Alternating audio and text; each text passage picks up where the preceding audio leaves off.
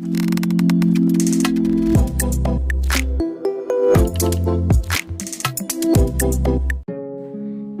Bed पर पड़ी आड़ी तिरछी अवस्था में पड़ी वह लड़की दुनिया जहान की खबर से बेखबर सोई पड़ी थी। काली जीन्स और लाल टॉप में भला की खूबसूरत लग रही थी।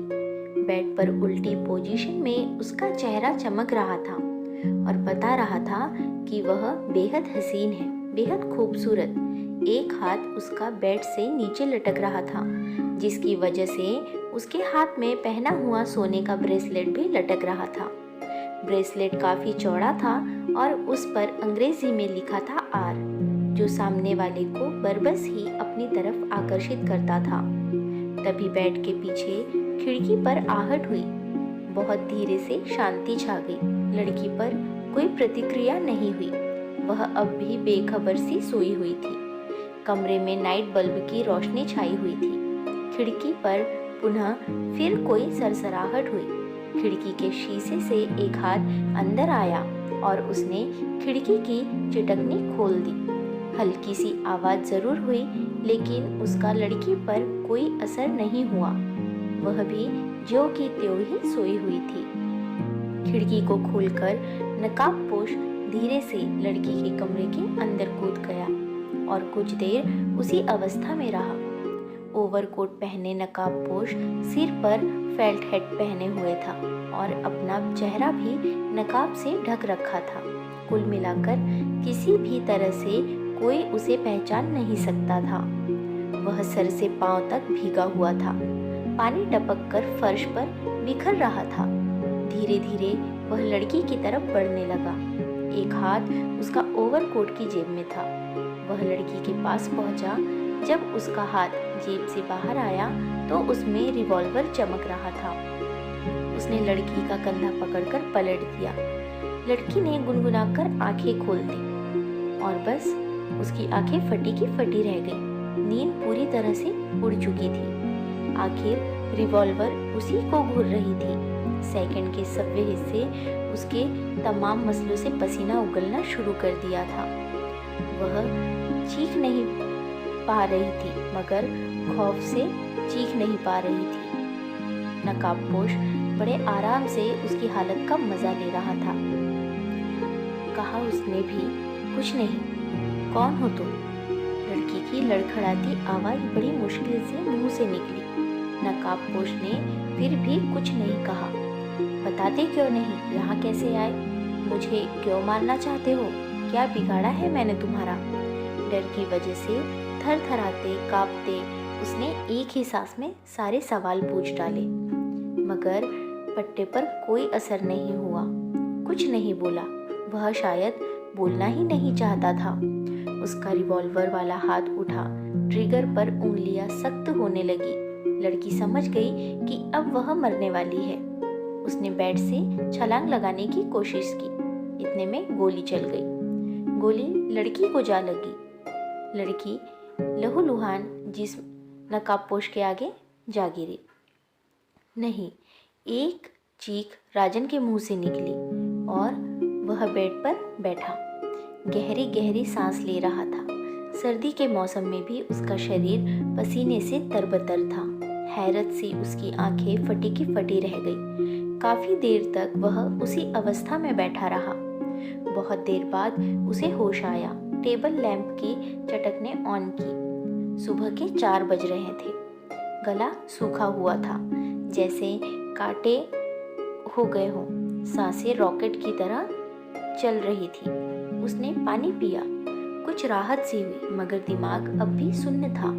कुछ समझ नहीं आ रहा था कि यह सपना है या हकीकत। वह गहरी सोच में था। फिर उसे रात भर नींद नहीं आई। वह बस वैसे ही लेटा रहा। राजन सुबह का नाश्ता कर रहा था जब उसका मोबाइल बज उठा। उसने स्क्रीन पर नजर डाली। चेहरे पर मुस्कान छा गई। दूसरी तरफ वीणा की आवाज थी। वीणा मध्यम वर्गीय परिवार से ताल्लुक रखती थी। उसके परिवार में केवल वह, उसकी माँ शारदा और पापा दयाशंकर ही थे। दयाशंकर की दिल्ली में छोटी सी कपड़ों की दुकान थी। कुल मिलाकर गुजारा हो जाता था। जबकि राजन यूपी से था और वह दिल्ली जामिया नगर थाने में इंस्पेक्टर के पद पर था। यहाँ वह अपने छोटे से फ्लैट में रहता था। बेहद ईमानदार, कर्मठ, तेज तर्रार पुलिस था। वीणा व राजन की मुलाकात वीणा के कॉलेज फंक्शन में हुई थी और तभी से दोनों प्यार करने लगे थे। यह बात सभी को मालूम थी और किसी को ऐतराज भी नहीं था, तो उनका मिलना जुलना आम बात थी। आज भी उनका लंच का प्रोग्राम था, सो वीणा का फ़ोन आ गया। हेलो राजन, राजन ने बड़े प्यार से कहा। कहाँ हो? राजन, वीणा की मधुर आवाज़ उसके कान में पड़ी। बस नाश्ता कर रहा हूँ, तुम कैसी हो? ठीक हो, तुम सुनाओ? बढ़िया। राजन ने उसे सपने के बारे में कुछ नहीं बताया क्योंकि वीणा घबरा जाती। तो आज लंच के लिए आ रहे हो ना? हाँ बिल्कुल आऊँगा। बताओ कहाँ आना है? वही तिलक रोड पर जो रेस्टोरेंट है, महाराजा रेस्टोरेंट, वहीं पर मिलते हैं, ठीक 1 बजे। ठीक है, फिलहाल मैं थाने जा रहा हूँ, मैं वहीं आ जाऊँगा। ओके ओके कहकर राजन ने फ़ोन डिस्कनेक्ट किया और नाश्ते में बिजी हो गया। नाश्ते के बाद राजन ने पुलिस जीप निकाली और जामिया नगर के अपने थाने की तरफ बढ़ा दी। राजन का दिमाग अब भी उसी सपने पर अटका हुआ था। न जाने क्यों उसे ऐसा लग रहा था कि जैसे सब कुछ उसके सामने हुआ हो। कई दिनों से वह जब भी सोता वही सपना उसके आंखों में समा जाता, जबकि वह जानता था कि सपने झूठे होते हैं, मगर दिल था कि मानने को तैयार नहीं था। यही सब सोचते हुए वह थाने में पहुंच गया। कंपाउंड में पहुंचकर जीप पक्की और अपने ऑफिस की तरफ चल दी। थाने में वही रोजमर्रा का काम जारी था। वह अपने ऑफिस में पहुंचा और घंटी बजा दी। तुरंत एक हवलदार अंदर आया और सैल्यूट करके खड़ा हो गया। राजन ने सैल्यूट का जवाब दिया और हवलदार से रवि को अंदर भेजने को कहा और कॉफ़ी के लिए भी हवलदार चला गया। राजन सिगरेट जलाकर उसी सपने पर विचार करने लगा। तभी रवि अंदर आया। सर, आपने बुलाया? रवि सैल्यूट देकर बोला। हाँ बैठो रवि। राजन से जूनियर था, उसे ज्वाइन करे ज़्यादा टाइम नहीं हुआ था, मगर वह ईमानदार व कर्मठ था। रवि और राजन की उम्र का कोई ज़्यादा फासला नहीं था, इसीलिए वह दोस्तों की तरह रहते थे। रवि सामने कुर्सी पर बैठ गया। तभी हवलदार कॉफ़ी के मग टेबल पर रखकर वापस चला गया। राजन कुछ देर तक यूं ही सोचता रहा। रवि देख रहा था कि सर आज कुछ परेशान से लग रहे हैं। चिंता राजन के चेहरे पर साफ चमक रही थी, जबकि आजकल कोई ऐसा केस नहीं था जो परेशान करता। जब काफ़ी देर तक राजन कुछ नहीं बोला तो रवि को पूछना पड़ा, सर क्या बात है, आप परेशान लग रहे हैं? राजन जैसे नींद से जागा। कॉफ़ी लो रवि कहते हुए खुद भी मग उठा लिया। रवि ने भी अपने कॉफ़ी का मग लिया। राजन ने रवि को सपने के बारे में बताया कि किस तरह वही सपना उसे बार बार आ रहा है और वह सपने की वजह से परेशान है। रवि ने सारी बात सुनी और मुस्कुरा कर बोला, सर आप खामखा परेशान हो रहे हैं। सपने तो पता नहीं क्या क्या आते, मगर इनका कोई मतलब नहीं होता। जानता हूँ रवि, मगर पता नहीं, दिल नहीं मान रहा। सर क्या आपने उस सपने वाली लड़की को देखा है? रवि ने पूछा। राजन बोला, नहीं कभी नहीं। बस तो आप क्यों परेशान होते हो? यह सब वहम है। अब आप आराम कीजिए। तुम ठीक कह रहे हो, शायद ज़्यादा सोचने से उल्टे सीधे ख्वाब आ रहे हैं। राजन ने कहा। ठीक है रवि, मैं 1 आधे घंटे में निकलूँगा, संभाल लेना। वीणा के साथ लंच पर जाना है। रवि वीणा और राजन के संबंध से वाकिफ था, तो उसने कुछ नहीं कहा। तुम जा सकते हो। रवि सैल्यूट देकर वहाँ से चला गया। रवि भी अपने काम में लग गया। 12:30 बज चुके थे। राजन ने अपनी जीप निकाली और तिलक रोड पर डाल दी। तभी वीणा का फ़ोन आया। उसने जीप की स्पीड कम करके फ़ोन अटेंड कर लिया। कहाँ हो राजन? वीणा ने कहा। बस पहुँचने वाला हूँ, रास्ते में ही हूँ। ठीक है आ जाओ, मैं इंतज़ार कर रही हूँ। और मोबाइल डिस्कनेक्ट कर दिया। राजन रेस्टोरेंट पार्किंग में जीप खड़ी करके अंदर गया। एक टेबल पर वीणा बैठी दिखाई दी। वह भी उसके पास जाकर बैठ गया। लंच का ऑर्डर देकर वह एकटक वीणा को देखने लगा। वीणा शर्मा गई। क्या देख रहे हो? वीणा ने कहा। राजन ने प्यार से कहा, कुछ नहीं, तुम बहुत हसीन लग रही हो। वीणा शर्मा गई। लंच करते हुए वीणा बोली, राजन एक बात कहूँ? हाँ बोलो। राजन ने कहा, मुझे गुड़गांव जाना है, मेरी सहेली की शादी है। मैं तुम्हें छोड़कर जाना तो नहीं चाहती थी, मगर वह तो बहुत जिद कर रही है। वीणा ने थोड़ी मायूसी से कहा, कोई बात नहीं, 3 दिन की ही तो बात है, चली जाना, मगर कोशिश करना जल्दी आने की। राजन ने प्यार से कहा, हाँ मैं कोशिश करूँगी। फिर इधर उधर की बातों के बाद वीणा घर के लिए निकल गई और राजन थाने की तरफ निकल गया। टैक्सी से जो लड़की उतरी वह यकीनन बला की खूबसूरत थी। कीमती जीन्स और टॉप में वह वाकई किसी अमीर घराने की लग रही थी। आंखों पर चश्मे लगाए वह बेहद मॉडल लग रही थी। हैंडबैग उठाए कुछ दूर ही चली थी कि उसे कोई टकराया। वह बाल बाल गिरते बची। जब तक वह समझती उसका हैंडबैग गायब था। वह चोर शायद इसीलिए जानबूझकर टकराया था। Help help please help, help please help me, वह चिल्लाई, मगर चोर गायब हो चुका था। लोग इकट्ठे हो गए थे, मगर अब क्या हो सकता था। गुस्से के मारे लड़की का बुरा हाल था। किसी ने कहा, आप थाने में रिपोर्ट दर्ज कीजिए, शायद आपकी कोई मदद हो जाए। लड़की ने कुछ सोचा और टैक्सी में बैठकर थाने की तरफ चल दी। क्या इंडिया में अभी वही सब होता है? मैं 12 साल बाद इंडिया आई और आते ही मेरा हैंडबैग बीच रास्ते में ही लूट लिया।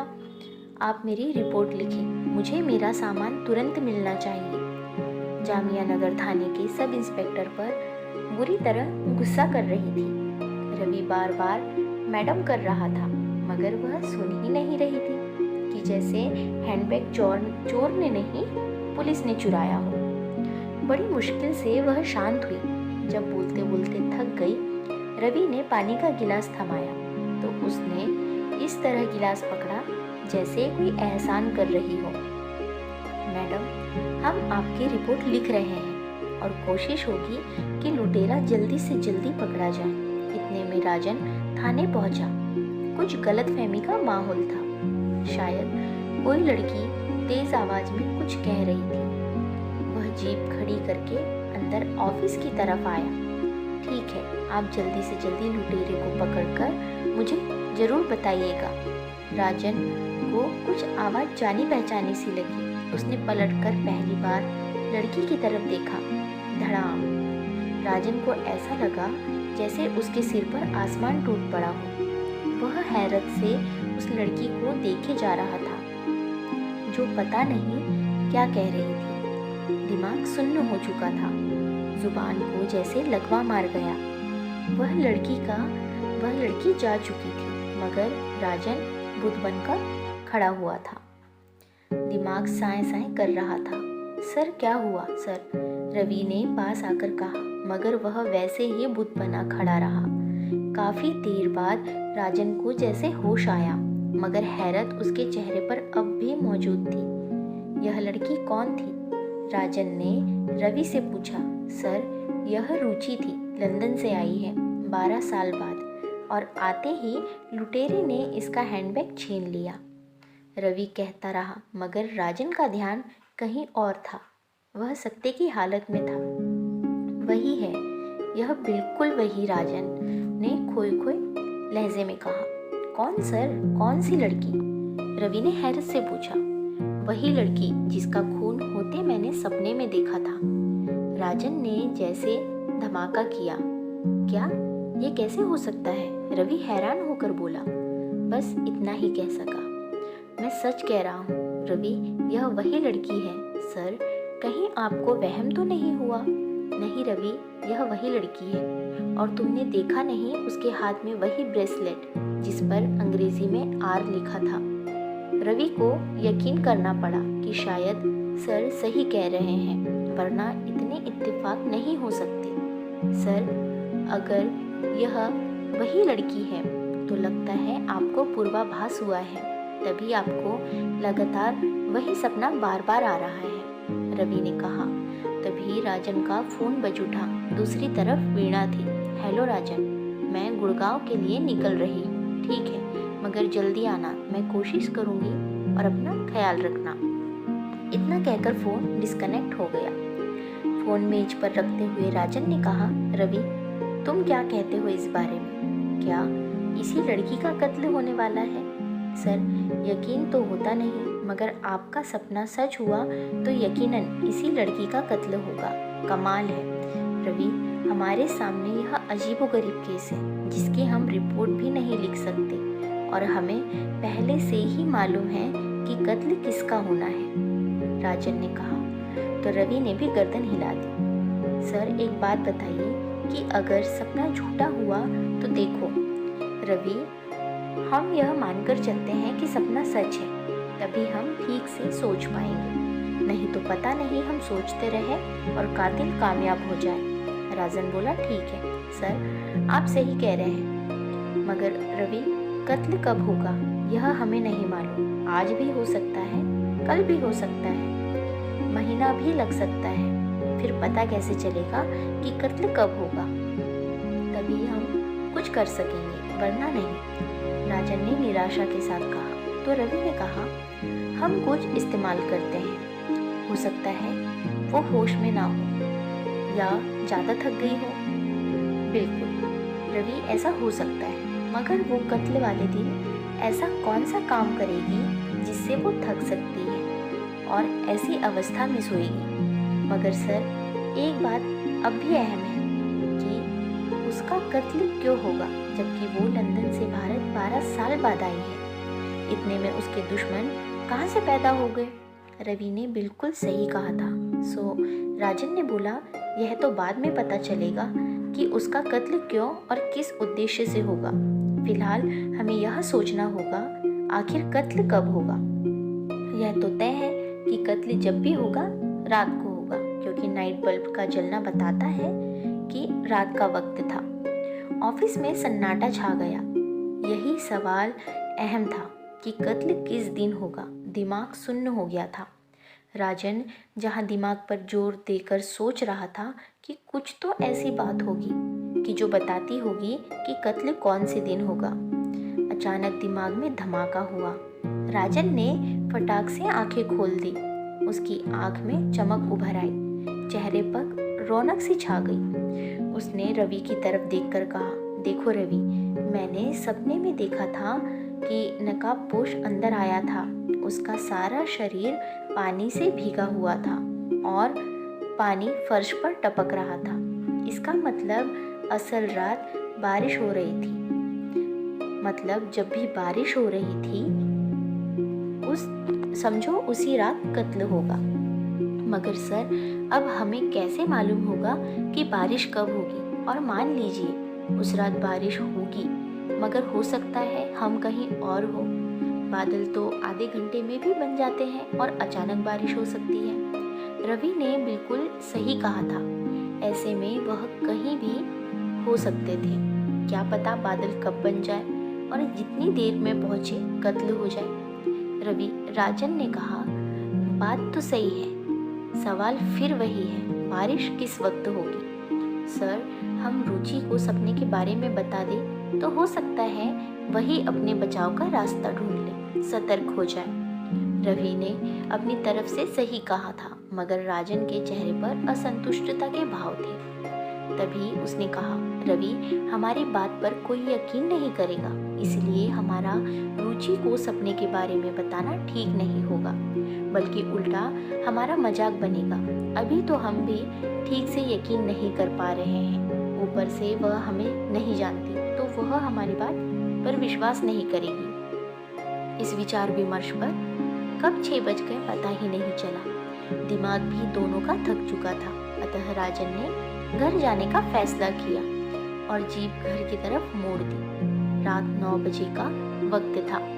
राजन खाना खाने के बाद कॉफ़ी पीने की इच्छा महसूस कर रहा था। उसके दिमाग में अब भी सपने की बातें चल रही थी। उसे अजीब सा लग रहा था। वह अब रोमांचित हो रहा था। वह ऐसे केस पर काम कर रहा था जिसमें कल कत्ल होने वाला था। उसका दिमाग पूरी तरह उलझा हुआ था कि आखिर उसे ही क्यों यह आभास हुआ कि एक अनजान लड़की का कत्ल होने वाला था। वह सोच रहा था कि जनवरी के महीने में बारिश नाम मात्र की होती है, मगर आजकल मौसम बिल्कुल साफ था।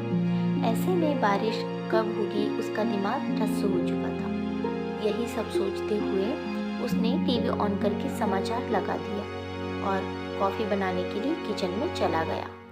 उसने अपने लिए कॉफ़ी बनाई और मग में डालकर वापस टीवी रूम में आया तो उसके हाथ से कॉफ़ी गिरते गिरते बची।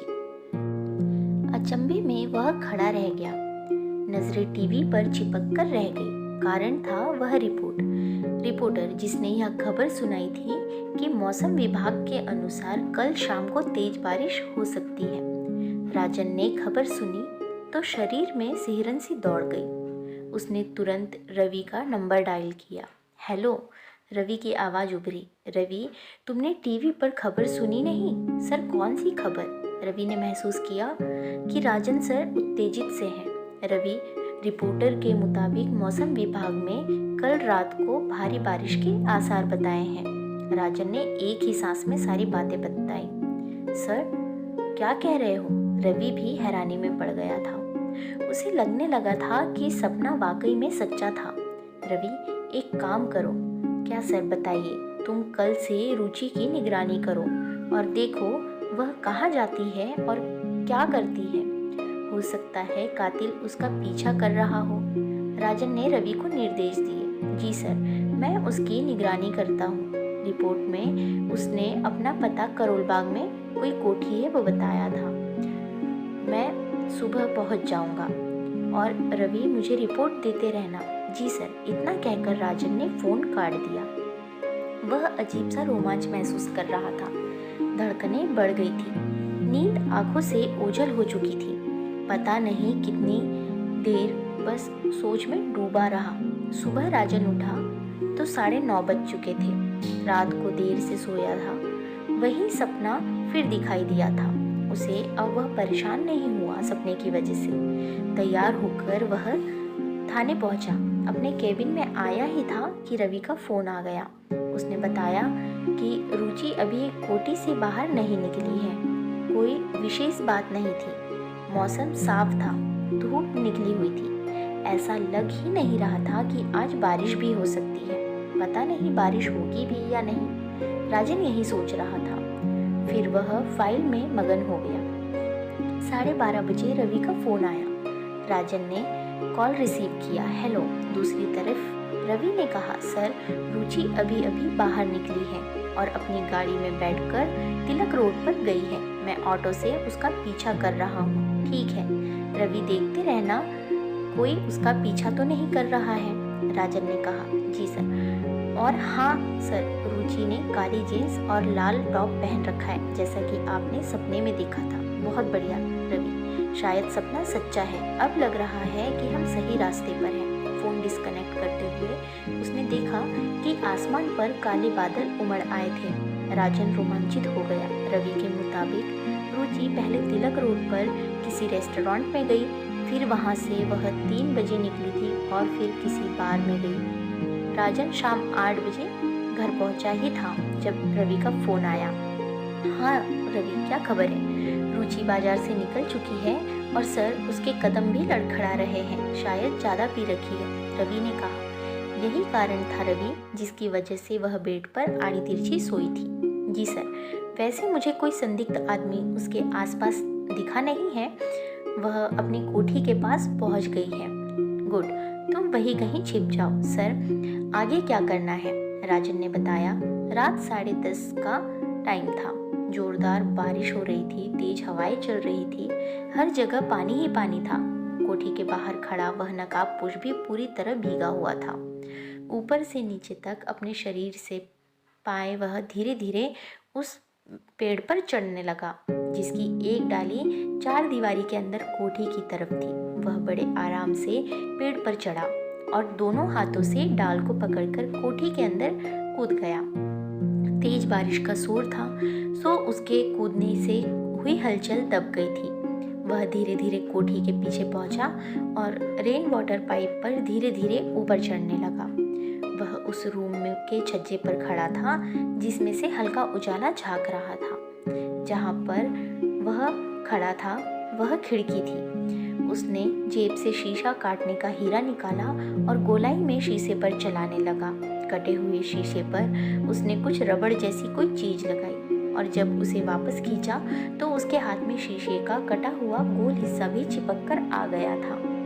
अब खिड़की के शीशे में गोल छेद हो गया था जिसके अंदर हाथ डालकर उसने खिड़की की चटकने खोल दी थी। थोड़ी ही देर वैसे ही खड़ा रहा, खिड़की की दीवार पर चढ़कर अंदर कूद गया और क्रैप्सॉल के जूतों के कारण कोई आवाज नहीं हुई। फिर भी वह कुछ पल वैसे ही रहा। उसने देखा रुचि बेड पर आड़ी टेढ़ी अवस्था में पड़ी थी। वह घूमकर उसके चेहरे की तरफ आया। एक हाथ कोट के अंदर था, अगले पल उसके हाथ में रिवॉल्वर थी। उसने एक हाथ में रुचि का कंधा पकड़कर घुमा दिया। रुचि ने गुनगुनाकर आंखें खोली और हैरत से जाम होकर रह गई। एक अनजान व्यक्ति को देखकर वह डर के मारे कांप रही थी। बड़ी मुश्किल से बोली, कौन हो तुम? मगर नकाबपोश कुछ नहीं बोला। उसके शरीर से पानी टपक रहा था। बताते क्यों नहीं? यहाँ कैसे आए? तुम मुझे क्यों मारना चाहते हो? मगर नकाबपोश कोई जवाब नहीं देना चाहता था। उसे हाथ सीधा किया, उंगलियां ट्रिगर पर कसने लगी। रुचि के चेहरे पर काफी खौफ था, वह भय से कांप रही थी। नकाबपोश ने ट्रिगर दबाया। धाए धाए गोली की आवाज से इलाका थर्रा गया। गोली नकाबपोश के हाथ में लगी थी। वह चेक कर अपने हाथ को पकड़े वहीं बैठ गया। नकाबपोश द्वारा चलाई गई गोली दीवार पर लगी थी। रुचि ने जब देखा कि नकाबपोश उसे मारना चाहता है तो उसने उसकी तरफ ही छलांग लगाई थी। वह वही फर्श पर पड़ी थी। कुछ देर किसी को समझ नहीं आया, तभी पर्दे के पीछे से इंस्पेक्टर राजन बाहर निकला। उसने नकाबपोश को दबोच लिया। बाहर दरवाजे पर दस्तक हुई। दरवाजा जोर जोर से खटखटाया जा रहा था। मैडम, आप दरवाजा खोलिए, राजन ने रुचि से कहा तो रुचि ने अपने आप को संभालते हुए दरवाजा खोल दिया। राजन ने नकाबपोश को रिवॉल्वर से कवर कर रखा था, मगर इंस्पेक्टर रवि अंदर आया। एक पल में ही वो समझ गया था कि रवि, पहले इसका नकाब उल्टा करो, देखें आखिर यह कौन है। रवि ने नकाबपोश का नकाब हटाया और एकदम से बोले, तुम? यह वाक्य राजन और रुचि के मुंह से साथ निकला। हैरत के मारे किसी के मुंह से बोल नहीं निकला। राजन फटी फटी आंखों से उसका चेहरा देख रहा था, जो कोई और नहीं वीणा थी, उसकी गर्लफ्रेंड वीणा। सुरुचि भी कम हैरान नहीं थी कि आखिर कातिल यह निकलेगी। बहुत देर बाद राजन ने कहा, वीणा तुम हो कातिल? मगर वीणा के मुंह से एक शब्द नहीं निकला। तुम रुचि का कत्ल क्यों करना चाहती हो? राजन ने कठोर लहजे में कहा। रुचि मेरी कजिन है, वीणा ने कहा।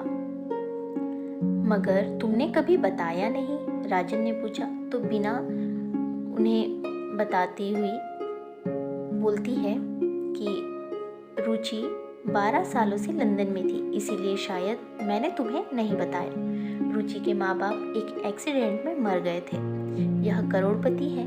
मेरी इच्छा थी कि मैं भी अमीरों वाली शॉप करती, महंगी गाड़ियों में घूमती, तुमसे शादी करके ऐश भरी जिंदगी गुजारती, क्योंकि रुचि के मरने के बाद उसकी दौलत की वारिश मैं होती। वीणा कहती है, मगर तुम्हें कैसे मालूम कि यह कल ही इंडिया आने वाली थी? राजन ने पूछा। कभी कभी मेरी रुचि से बात हो जाती थी, इसी ने मुझे बताया था कि यह कल आने वाली है, तो मैंने गुड़गांव शादी में जाने का ड्रामा किया और वहाँ एक रात होटल में बिताकर आज सुबह ही दिल्ली आ गई थी। वीणा, रुचि के कथन से तुम्हें इसकी दौलत कैसे मिलती? राजन ने फिर उससे पूछा। अगर यह मर जाती तो मैं ही इसकी वारिश होती, मतलब मेरे माँ बाप, तो इस तरीके से मैं अमीर हो जाती।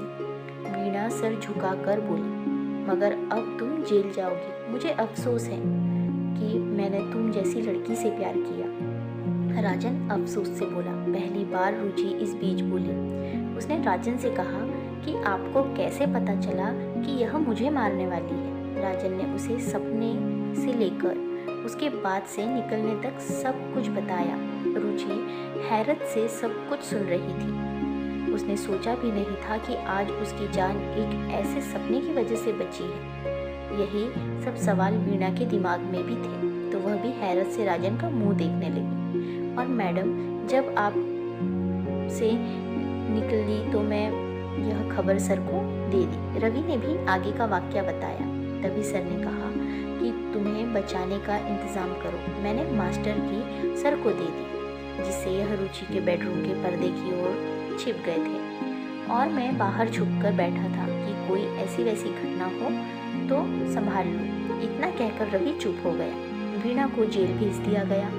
कोई सबूत की बात नहीं थी, वह रंगे हाथों पकड़ी गई थी। रुचि ने राजन और रवि का शुक्रिया अदा किया। आखिर उन्हीं की वजह से वह जिंदा थी। राजन को वीणा से ऐसी उम्मीद नहीं थी। वह सोच रहा था कि ऊपर वाले ने उसे सही वक्त का पूर्वाभास कराया था। तो फ्रेंड्स, आपको ये स्टोरी कैसी लगी अपनी राय कमेंट बॉक्स में ज़रूर बताएं। वीडियो को लाइक शेयर ज़रूर करें और चैनल को सब्सक्राइब करना बिल्कुल ना भूलें, क्योंकि आपके लिए मैं ऐसी ही अच्छी अच्छी कहानियाँ लेकर आते रहती हूँ। और अपना फीडबैक ज़रूर दीजिए और एक प्यारा सा कमेंट ज़रूर कीजिए। धन्यवाद।